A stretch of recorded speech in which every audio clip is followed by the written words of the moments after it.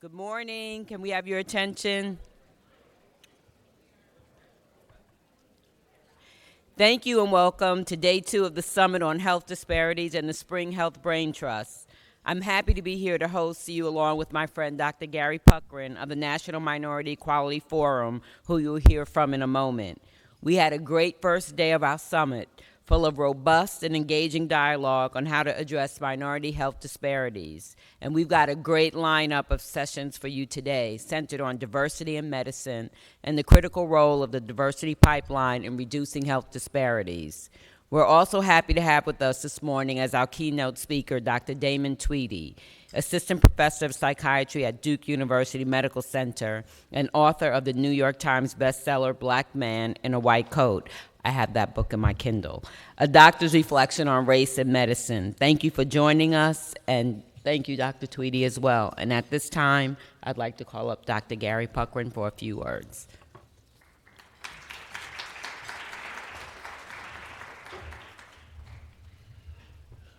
Thank you very much, Congresswoman Kelly. I too want to say a really great day yesterday. I learned a tremendous amount, and I'm sure that today I'm going to learn even more. This pipeline issue, getting more minorities into healthcare is actually a very, very big deal. I know you've heard me before talk about the growing diversity in the American population. So that by 2020, 40% of every American will be those who we historically call minority. By the time we get to 2050, there is no more majority population. And so our cardiologists, our internists, our pediatricians, our nurses, our nurse practitioners are going to have to come from diverse communities. And here in Washington, you know, we hear a lot about the problems with affirmative action, but the point of the matter is we have to prepare for our future. We have to figure out how to get diverse populations into health practices. And so today, that's what that conversation is going to be about. And you, those who are in corporate structure, patient advocates, you all can play a role nationally as well as in your community. So it's a big time conversation. I also want to take a quick moment to thank our sponsors. You see them on the screen. Couldn't do this without them, and we always appreciate their support.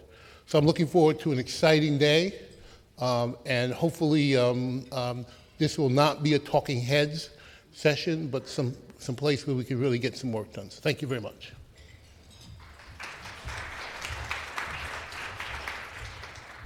Thank you, Dr. Puckrein. Damon Tweedy, as I've said, is the author of Black Man in a White Coat, a New York Times bestseller selected as one of the top books of 2015 by Time Magazine Book List and Library Journal.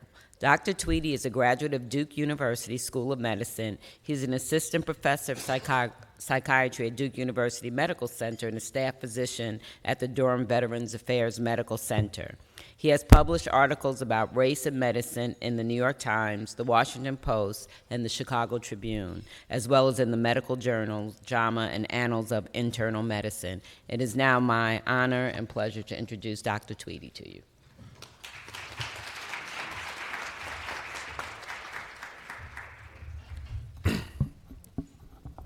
So thank you, Congresswoman Kelly, and your staff, particularly Brandon Webb, for making all this possible. So when I got the invitation, I guess about a few weeks back, I was thinking that they must have gone through a long list of people before they got to me.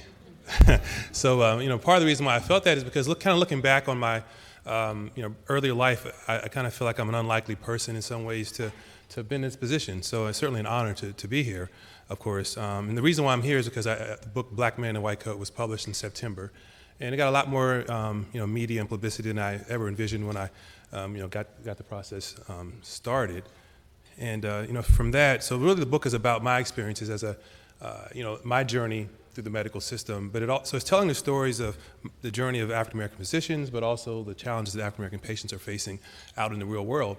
And so it's really kind of covers both the themes of this conference, the issue of the health disparities, but also the issues of workforce diversity. So with the time that I have here today, I'm just going to tell you a little bit about sort of why I wrote the book, kind of some of the reception that I've received, which I think in some ways is really telling about different aspects of our society, progress that's been made, but progress that still needs to be made. And also, just sort of give you a sense of how I think my own story fits into this larger, conversation. So as I alluded to at the beginning, I feel pretty like an unlikely person. So I'm not the person that, when I first started medical school, the sort of person who would have written this sort of book. Now, I grew up not far from here, Prince George's County, so this is sort of home to me.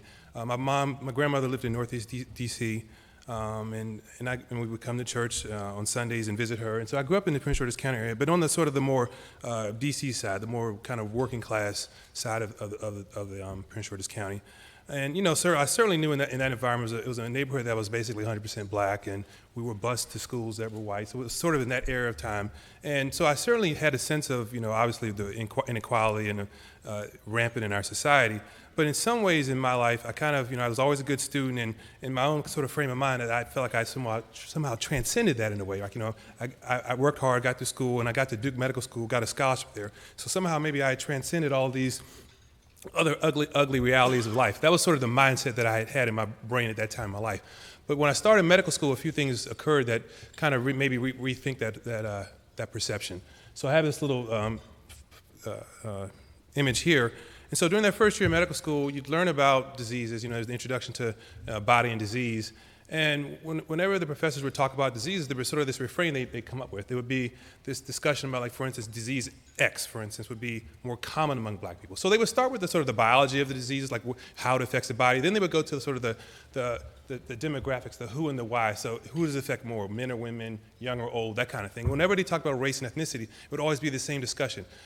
Disease X is more common among black people, disease Y has a worse course among black people, and disease Z is more common and it follows a worse course. And it'd be over and over again, it'd be this refrain, and it would come across like it was like race was a risk factor, for illness, but there was no context put to it, like what was the reason behind all this, and what could be done about it. It was just sort of like these statements. And that affected me in many ways. And so I found it very problematic. I was in a classroom, I'm one of the few African-American students sitting around a classroom trying to make sense of what does this mean, and what are they taking in when the professors are delivering this information to them. So that was one big part of it. Now, is there a way, I'm not the most technologically advanced person, is there a way to, what do I do? It's a green button. Oh, gosh, green for go, right? Oh, that's pretty bad. All right, so alrighty, so these are just some examples of the kind of things they would talk about. Basically, any type of disease that they would bring up, you'd have this sort of same story over and over again. And so the message that I internalized was this. Being black was somehow bad for your health. Again, it was like a risk factor, but there was no context put to it. What was the why and what could be done about it? So those are the things that I, struggled with at that period in my life. And so now, but this is just from an academic standpoint, but these things became much more personal to me, and let me illustrate that. So I mentioned at the beginning my grandmother being in Northeast D.C. and all that, right? So this is, if I can figure out how to do this, this is a picture of her. My grandmother, this is my mom's side, my maternal grandmother. This is in the last couple years of her life. So, towards the end of college, she had a long history of high blood pressure. I knew that for a long time. But towards the end of my time in college, actually my senior year, she had a couple strokes. And the last stroke she had affected her physically and mentally. And during the summer before I started medical school, she developed heart failure. And it became acute, and she actually died a few weeks into that first year of medical school. So I remember, the first day of anatomy class, we were going to go into and I got the call from a family and I had to come home because she had died. And so those diseases she had, hypertension, high blood pressure, heart failure, and strokes. These are diseases that are more common among black people and follow a worse course. So again, what was happening in the classroom was starting to affect my own personal life. And then it became even more personal. Oops, how do I go back? Red? Yes, I figured it out. Okay, so this is me around the time of medical school. This is the picture. I'm glad this picture's, I tried to find one where I was a little bit happier, but maybe I wasn't at that time in my life. And this is me in a really bad outfit. So I had on a black coat, I had on blue pants and brown shoes. So I'm glad this picture is of poor quality. But the point here is that this is me around the time of first year as a medical student. And about 6 months after my grandmother died, so when you're in medical school and you're learning, for those of you in the audience, you know that you practice the beginnings of how to do a physical exam by practicing on one another. So you check each other's blood pressure, heart rate, draw blood on one another. And so one day a classmate was checking my blood pressure, and it was high. It was very high. And I was totally unaware of this. I was 23 years old at the time. I'd played basketball in college. Was very thin, probably 20 pounds lighter than I am now. So I wasn't thinking that I had any risk for disease in that way, right? Even though I had a family history of high blood pressure and whatnot. And a few months, so after that, the classmate checked my blood pressure, it was high. Then the faculty member came in, checked it, it was still high. He recommended that I go to the student health clinic. I did, and when I went to the student health clinic, they found some early signs of kidney disease as well, which is a complication of high blood pressure. So what was happening in the classroom was becoming very deeply personal to me. And so that was a large part of sort of what sort of led me to this idea of really being engaged with these issues. How do you get from that to writing a book? Right? So these issues are there, they're important to you, but why did I decide to actually write a book? And so I think the best way to put that is that at the same time that I was in medical school and medical training, I really enjoyed books written by doctors about the sort of experience of what it's like to be a doctor, to interact with patients, all the highs and lows of that. But what was missing from so many of those stories was sort of the kind of experience that people like me would experience, right? So this idea of what it's like to be an African-American doctor going through these same experiences and how that experience is in many ways different. But also, the experience of African-American patients, it was sort of like glossed over in these books so much over and over again. So I felt like there was a void really there. And so in some small part, I wanted to contribute to sort of helping to fill that void. We all have our roles to play in these issues. And for me, I'm not a person actually who's, I've gotten used to talking for audiences, but where I'm most comfortable is when I'm writing and sort of spreading the message through the written word. And so for me, that was my way of sort of conveying these very important issues. Let's see. All right. Yeah, so, the theme of this conference, I know yesterday you folks talked about health disparities primarily. I think today it looks from the agenda, it's more about workforce diversity and some of the implications of that. So I was going to just focus kind of on that piece since that's sort of the focus today. So, there are a lot of ways of looking at that. So, I think it all starts with the history, right? So we have this history of African-American patients who've often been mistreated by the healthcare system, right? That's sort of a established fact. We can go, there's so many examples of that throughout the literature of this happening. And so, just to give you a couple cases, so during my own training, there were examples I write about in the book, just a couple. One time I was a patient and I'd gone into a clinic and was not dressed like this. So I'm in my early 30s at the time. I was at home working in the yard. I had an old knee injury, kind of re-aggravated it. Went to a medical clinic, like an urgent care clinic, and it was not busy that day. And I went in there, and the nurse was very nice to me. But then the doctor came in, never looked at me in the eyes, never made eye contact with me initially. Didn't actually examine me, just had me stand up and down, and was ready to sort of shuttle me off. Now, I'm not someone who normally wears the label of being a doctor on my shoulder and tell people that I'm a doctor, but I felt like I needed to do something in that particular moment because, I'm going through I kind of know what you're supposed to do a little bit when someone comes in with those problems. And so I mentioned to him, I sort of alluded to the idea that I had some medical knowledge, but sort of in a vague way. And then he kind of was like, oh, well, are you a tech or something? He sort of still had a way of sort of kind of limiting my, who I could be. And so, I said, no, I'm actually a physician. And then everything completely changed in our dynamic. So he actually looked at me with good eye contact, and suddenly became interested in me as a person. He started to talk to me and like I was a real person at this point. And then he examined my knee, and I said, oh, we got to get X-ray, we got to do this, we got to do that. So it was a really quick example of how you could be two different people, right? One person was just this person that came off the street, and who knows what assumptions that person might have had, and then suddenly I become this other person. Now, some people will say, well, that's just class. Well, race, class, it's so hard to tie those things out. And I think there's a huge presumption of, when we talk about how race and class intersect, there's often that presumption of negativity when people approach particularly young African-American men. And so that was just one example of that, right? And so there are other cases where I would see patients come into the hospital with medical problems, pretty clear medical problems, and come out there with these strange, like psychiatric, and I'm a mental health doctor, but they come out with these strange psychiatric diagnoses. I'm like, how did this happen, right? And it was this whole just disconnect between the doctor and the patient that was really sort of bringing this to light. And so so there's that history and there's that present, but then another outgrowth of that is that African-American patients themselves often can approach the healthcare system and be very mistrustful and wary of what might happen when they come to the hospital setting, right? Because you have this history, this oral history, these traditions. And so I would also see settings where patients they come to the hospital, the doctor would be very well-meaning, have all the best intentions at heart, but the patient wouldn't buy it, right? They were like, I'm not sure about this, because of all this history we have. And I find myself being in this position where they would have me come in and sort of be a translator, if you will, and sort of be a mediator, where you want to apply to it, to try and bridge this gap, right? So that speaks to this larger problem that we have, right? And so one of the challenges when we're talking about workforce diversity, health disparities, there are implications for the provider and there's implications for the patients. Let me just give you a little bit of the implications from the personal standpoint, then we'll kind of go to broaden it out to the patient standpoint.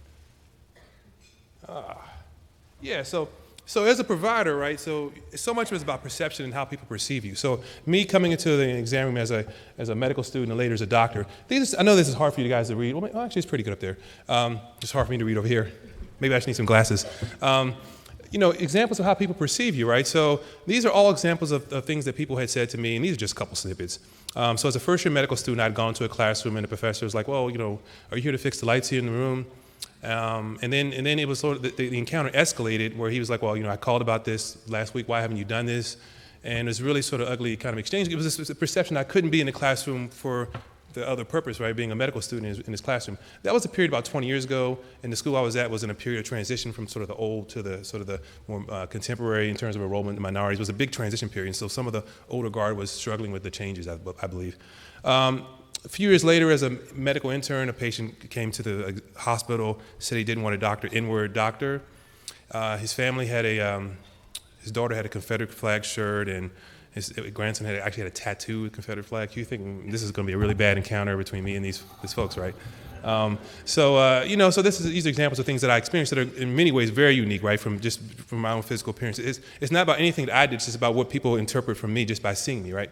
And there are all these other sorts of examples as well. And what I've found since this book's come out is I've had so many emails from doctors, nurses, people in the medical field who had so many similar experiences, many much worse, actually. This is just the tip of the iceberg. Some people were inclined to think this is somehow like there's much more egregious things that have happened to people along the way. I could go on and on about that.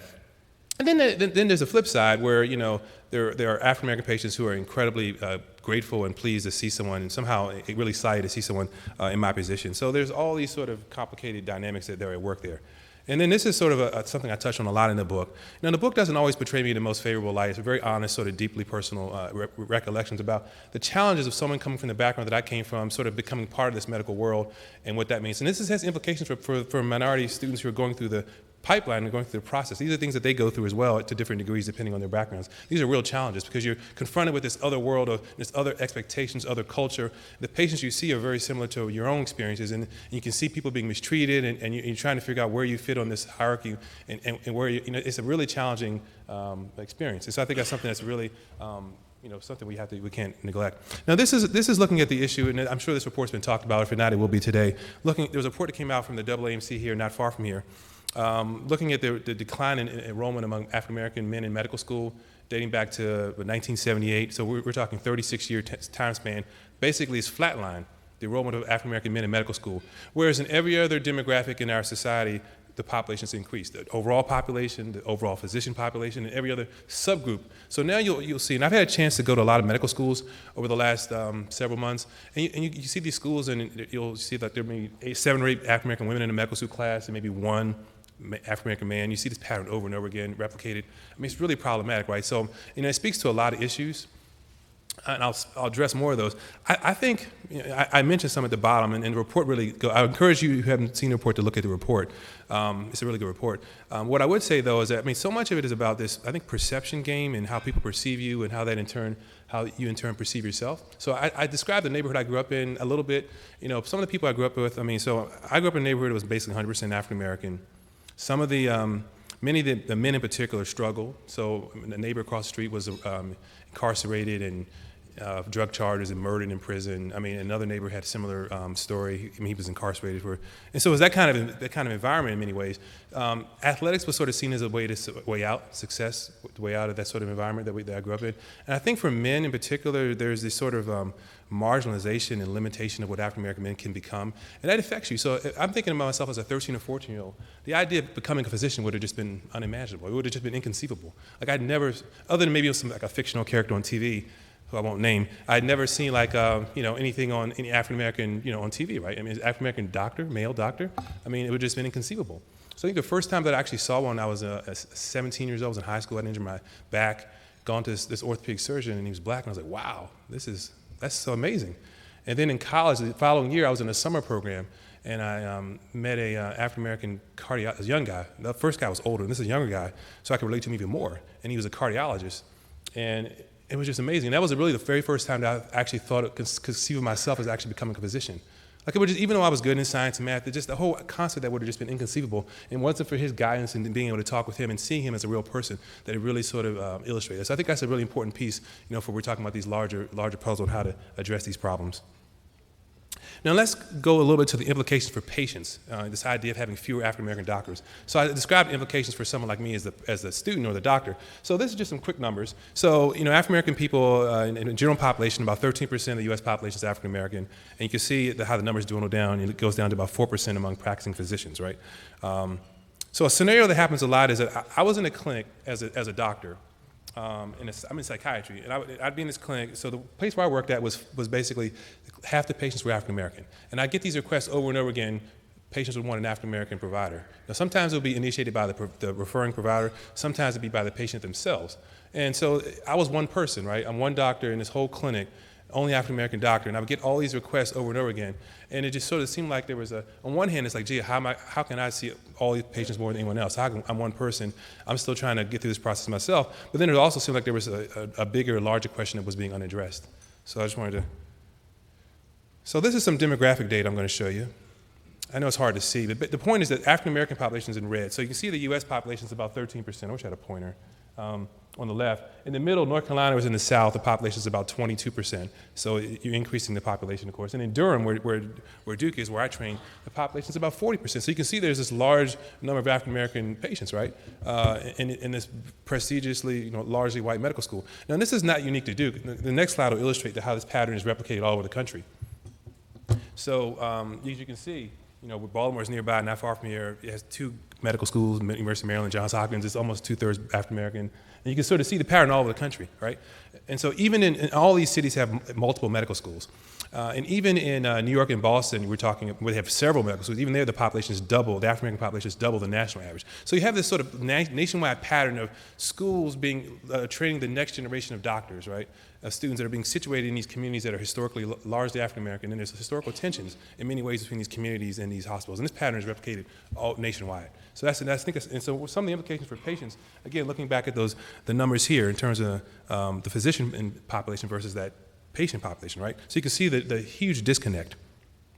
And so I just want to give you a couple slides about mental health. So I'm in the mental health field, and this is sort of, as you can see, the numbers are pretty comparable. So look at particularly psychology and marriage and family therapy. These are cases where people are coming into you and they want to discuss the most intimate, personal things in their lives, and they want to really be able to, the most important thing for them is to have someone who can relate to what they're trying to convey and express to you. And I can't tell you how many cases I've come in where people just don't feel they don't feel comfortable with that person. They just are not going to share, and you really can't help them. And all too often, I would hear African American patients say, "Well, I don't feel comfortable talking about my business or stuff to other folks who may not understand it." So this is something I would see a lot, particularly in the mental health field. I don't need to kind of go through these slides. These are just some slides. These are examples basically of how. Some roles of African American, how this is actually looking at quantitative data, looking at how basically the whole point of this slide is that African American doctors, in particular, are far more likely to serve the African American populations. I mean, these are some older slides from and this is mainly from the general medical field. That's the gist of the slide. And this is a lot of text, but the point of this is that this is looking at the idea that many African American patients perceive their interactions with African American physicians in a more favorable way, in a favorable manner. That's the point of those slides. This is an interesting slide for mental health, sort of showing similar results as well. So I think, I don't want to bore you too much with the slides. I wanted to get to the feedback. It's funny, you have this clock here. It's like, this first time I've been in a place where they have this clock, tick, tick, tick, tick, tick. This is actually pretty cool, actually. I actually like that. So the whole point here, again, is that how important the dynamic of now, this is not to say that every African American patient needs to see African American provider, but for a subset of people, this is a really important issue. And I think this is something where not having the choice and the options can be really problematic in certain people in certain circumstances here. I want to get you the feedback. I think this feedback is really important, and I really wanted to illustrate some of the challenges that we still have. And it's something that, those of you may have read the book and all that, but this is interesting to see how it was received into the world. So when I first tried to get the book published, so you go through a process through the, it's all based out of New York City primarily, right? And so you have to go through agents and publishers. And these folks mostly would describe themselves. These are labels they would put on themselves. These are labels they would describe themselves as liberal or progressive. And it was really interesting the feedback that I would get when I first tried to get the book published. So one person, they were just sort of like completely astonished. I mean, they were just amazed. Like they couldn't believe that there were actually these differences between these racial differences in health. They just couldn't believe it. I'm like, gee, there's racial differences in almost everything else in society. Why would it be so amazing, right? But just completely blown away. Now, I don't mean this to denigrate that person. I think what it really illustrates, this person was really well-meaning, but what it illustrates is that people can be in their own world and live in a world where they don't have to be aware of these issues. It doesn't make them bad necessarily, but it illustrates that. And so it made me realize that there's really an important role for just education and making people aware of these problems to begin with. It really enlightened me in that way. Now, the second commenter was like, well, she said that, I was formerly a journalist in my earlier life, and I talked to some doctors, and they said this is all just behavior from the black community itself. So I was like, gee, I don't know if we're going to work out well together. It was my first thought when she said that. It's probably not going to work. And then another guy, the third guy was really, he and these are just a sample, there were many more. He said, well, I don't think this is that useful or interesting to people. I'm like, well, health is the foundation of everything, right? But he wanted me to only kind of focus on sort of the crime and justice part of it, which is an important part, and there's many people who've written excellent books about that subject. I feel like this is a really important story to tell in its own right. But it was interesting to sort of the way it was already being sort of limited. Now, I probably had to submit it to 50 people in order to get like 2 people out of about 50 had any interest at all. I mean, so it was sort of like, it wasn't like people were just clamoring at the bit for this story to be told, right? And the same thing happened when I tried to actually get it published. It was the same kind of. So I started with the agent, and then I tried to get it published with the publisher, and the same story. Now, I'm gonna go back. So most feedback's been positive. Ooh, I'm going forward. I'm trying to go back. There we go. Most feedback's been really positive, but I wanted to illustrate some feedback that's been. Now, of course, when you talk about race, you're bound to have. You can't make everyone happy. It's not possible. And I didn't realize that. Now, I've had some criticism from people who feel like I was not ideological enough. I was sort of I would dance around issues, and that's probably true to some extent. It's a fair criticism. And so there's people in that way, but then there's a whole other layer of criticism that I got, which I think is really interesting. So this is criticism from people on the other side, and so they feel like they're basically rejecting the whole premise of what I'm talking about, right? They're rejecting this whole concept and this whole premise. And so it's one thing to have random people who are posting comments online say that about you, that's just the way things are going to be. But it's another thing to have physicians that actually in practice put those comments to paper. And so I wanted to share a few of those. I thought this is really telling because we're talking about the need for healthcare diversity, and this illustrates this. So look at this. So the first physician said, well, it's all about class. This is a racial problem. You're making a racial problem that's not really there. It's all class-based. And he was a little angry about it. But so, yeah, it's hard to disentangle race and class in many ways. I would not accept his argument that it's all based on class for sure. But that was his take on it. The second physician said that you are grossly mistaken. The day when race or ethnicity had to do with the quality of patient care has been a relic for decades. Wow, right?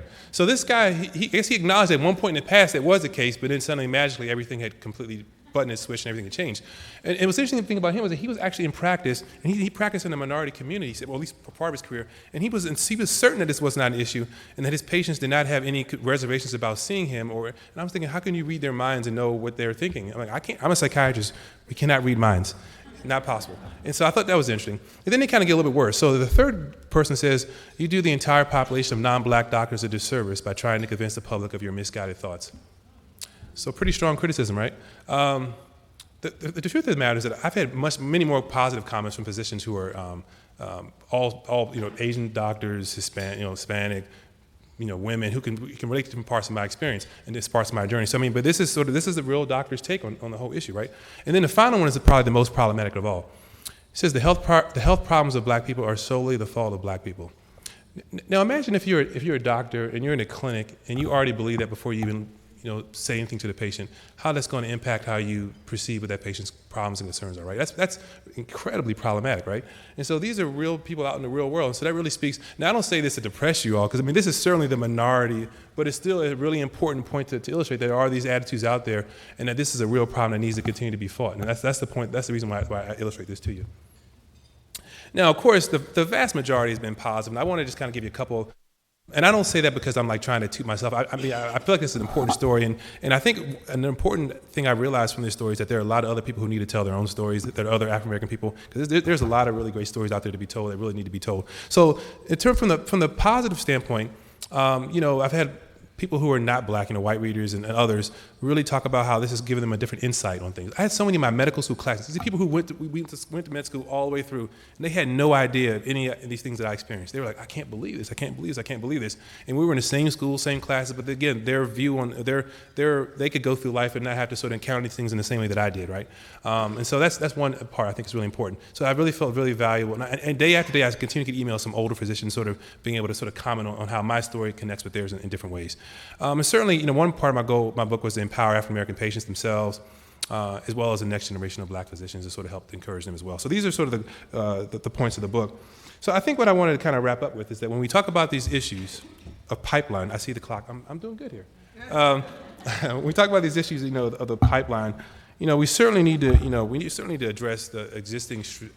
We need to improve upon the existing structures and the systems in our society, right? In some cases, we need to even create new ones, right? These are really, really important issues, but we also can't lose sight. That goes without saying, and I think a lot of what we're going to talk about today is going to be addressing how we do those things in a more systemic and structural way. We also can't lose sight of the individual part of the story as well, and how we as individuals can really, make a difference in the next generation. And it sounds hokey, it sounds corny at times, but I think about that doctor that I met, when I was a high school student, and how important his role was, and how I likely wouldn't be here. I mean, the kind of environment I came from is not like I would have just automatically been a success, regardless. I mean, there are people in my neighborhood who had very similar, were good in school and all that, but completely fell by the wayside, just didn't have the same opportunities, the same options. So it's not as if I would have been successful no matter what. It's really crucial to be able to have those people that inspire you and really reconceive of how you think of yourself, right? And so, and this is not also, one thing I always want to tell people, particularly when you have an integrated audience, it's not also just strictly the problem of African American or responsible African American doctors alone that's going to fix this, right? These are incredibly problems that are deeply rooted. I wanted to kind of wrap up with this story, of a teacher who helped me. So when I was in 8th grade, I went to I was in a middle school that would be called like a low-performing school. That's what they would call it now. It was 98%, 99% African American. Most people had no chance of going to college or anything of that sort at all. And I had a teacher in 8th grade who was a math teacher, and she I'd done well in her class, and she encouraged me to take this magnet test program and said, you should really consider this. Now, my first thought was, nobody else around my neighborhood had done that. I'm not going to do that either. It's not going to work out for me, kind of thing. Because I knew the program was like mostly white students and Asian students, and that was completely foreign to me at that time in my life. And she said, and she sort of pushed me, right? And she sort of wouldn't let me just sort of in there. And then she got my mom involved. And so when you do that, that's how she was smart, right? So she got my mom involved. Then when my mom got involved, so I went and took this exam. And I, little did I know, I got into this program, right? In the Science and Technology Magnet program. And that was really the beginning of sort of setting me on a different path. Now, this is a middle-aged white teacher, white woman, probably, going through her life, but she sort of took an interest in me and helped me, right, along the way. So I think you can never lose sight of, there's these huge issues, these structural issues we have to fight, but you can never lose sight of the individual role that we all can play as well. And so for me, writing this book has been a kind of part of that journey, because I'd gotten to the point in my life where I was kind of feeling like I was getting too distant from that. I'd finished my training, I was successful by conventional standards, and was feeling too distant from that. And this is a way for me to kind of reconnect. And so I encourage all of you to find your own way to do that as well. So I think that's probably the way I like to wrap things up. So, questions, great. I love questions. But thank you so much.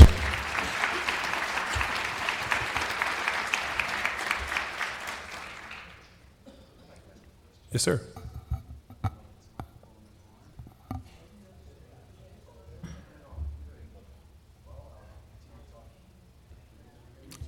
If you don't, I can repeat your question. I've learned that I can repeat it if I need to. I'll project my voice. Okay. Turn it on.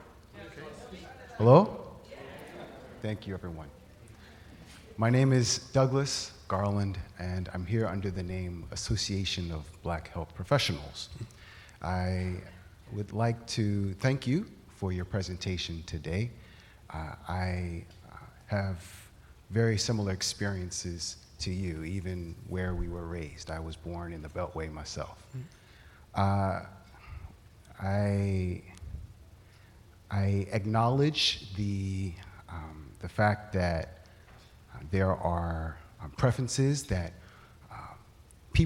American people have to see a healthcare practitioner who may look like them. You've expressed the family who has a love for the Confederacy.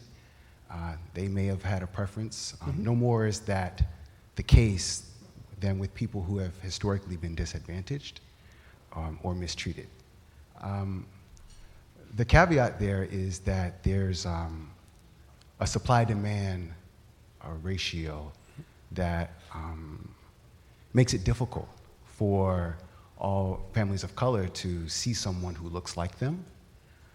And that supply-demand ratio impacts economics, which I've benefited from as a clinician. There's a higher demand for our services, and so that favorably tilts the economics in our favor. My question is, with an emerging class of clinicians and professionals, you've decided to write a book.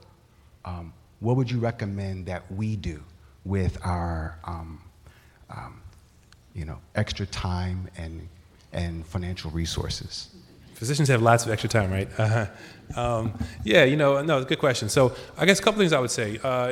Everyone has to find their own kind of lane with that. So I have a couple colleagues who do like a local radio broadcast where they kind of, and it's like a targets to the local minority African-American radio station. They do health spots there, and they do things in the community. Everyone has there's so many different ways of finding what it is that's going to work for you. I know other folks who have one guy I know actually is involved with a charter school, and he's actually from the ground up, and it's a science and math based charter school, and he's been involved with that process. I mean, there's no one way I can say this is what you should do. There's so many issues. You have to kind of find what's your lane, what's going to work for you, what works for you in terms of your time, your values, your interests, your skills, right? And so I'm a much better writer than I'm a speaker, right? So for me, that works better for me, right? So everyone has to find their kind of lane as far as what they commit to. All of it's useful, all of it's helpful. Some people may want to take it to the bigger stage and get involved, like with Congresswoman Kelly and her project, right? So there's no one size fits all answer. I just encourage you to try and the point is the effort is to try and to find something that's gonna try and address these larger problems. That's sort of what I would say to you. Looks like the red light is on. Do I have to be quiet, or is there anyone? Yes, just got to find your lane is what I say. That's how I tell students. Any other questions, or am I silenced? Thank you so much. It's a pleasure. Thank you. Thank you, Dr. Tweedy. What you said resonated so much with me. I'm married to a black man in a white coat. And I think about, it made me think of, and I haven't thought about this in a while, when my father died, and I'm from New York, so we flew home to New York, and we tried to sit down with the doctors to figure out just what he died of, and everything that the doctors said. My husband was like, well, I've never heard of that or whatever. And they said to him, who do you think you are, a doctor or something? And he said, as a matter of fact, I am an anesthesiologist in internal medicine. And then everything changed. They wanted us in the boardroom. Did we want coffee? And, all these things. They were so much nicer. And then I think a little bit worried about what we were going to do after. And then just what he shared with me, which was long before you, when he went to medical school and the things that he went through, and that he even made it through medical school, and he went to medical school in Illinois. So thank you so much for everything that you've shared. The other thing we have to work on is getting young people through school and not leaving school with $200,000, $300,000, $400,000 in debt too. I think that stops people from pursuing further degrees. So thank you again for your insight. Hope everyone enjoyed it. And at this time, we're going to move on with the rest of the program. And I did want to say, which I didn't say before, I just wanted to thank my staff for everything they did for today. We could not have done what you're about to experience without all of their hard work. So I don't even know if all of them are in the room, but you can wave. But thank you so much for everything that you've done, and so I'm ready for what's next now. Who's our next? Okay. Oh, You can have a break. You deserve a break. Okay.